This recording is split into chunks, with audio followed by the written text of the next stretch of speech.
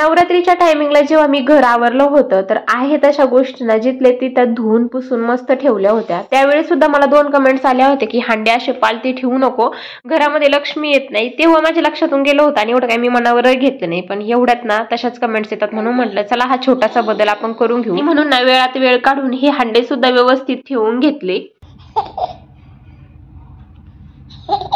दक्षूकडे असं अचानक पाहिलं ना तो इतकी गोड गोड स्माइल करतो। लगेच त्याच्यासाठी ते खाऊ बनवायला घेतला होता। एकीकडे दूध तापवायला ठेवला आणि एकीकडे खाऊ बनवला।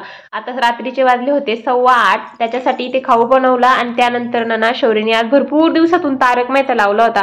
खरं तर हे पाहिल्यावरती असं वाटतं ना जेठालालच्या आयुष्यामध्ये दररोज नव्याने एक प्रॉब्लेम असतो आणि तसंच आपलं सुद्धा आहे, फक्त त्याच्याकडे ना तारक आहे प्रॉब्लेम सॉल्व्ह करण्यासाठी, तसं आपले प्रॉब्लेम ना आपल्याला सॉल्व्ह करावे लागतात। आणि ह्याच्यावरती काय वाटतं तुम्हाला? आता 2-3 दिवसापासून ना ते कपडे नुसते सुकून आणले की घरात असेच ठेवायचे। म्हटलं चला आज वेळातले वेळ काढून मस्त घड्या मारून ठेवते। आता दोघे आहेत कामाला म्हटल्यावरती कामं पटकन होऊन जातात, एक काम वाढवून ठेवतो, एक मदत करतं, असं आहे माझं। आता इथे मी घड्या मारत होते आणि शौर्यने काय केलं होतं की मी जे बेडच्या वरती हे ग्रीन प्लांट्स लावले होते ना, जे की छान वाटतात व्हिडिओमध्ये आणि अजून एक मस्त वाटतं पाहायला सुद्धा, हे मी मिशोवरनं ऑर्डर केलं होतं। म्हटलं चला स्वस्तात मस्त आणि छानही दिसतं। पण शौर्यने ती काढून घेतलं आणि दक्ष सुद्धा त्याच्यासोबत असं खेळत होता।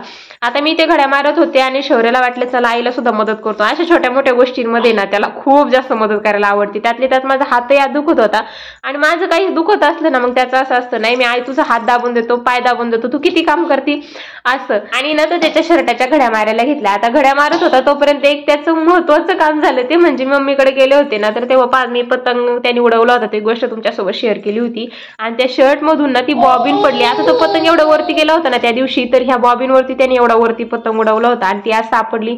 त्यामुळे आता पतंगाचा घरामध्ये धुमाकूळ असणार। चला आपण भेटू नेक्स्ट व्हिडिओ मध्ये, तोपर्यंत बाय बाय।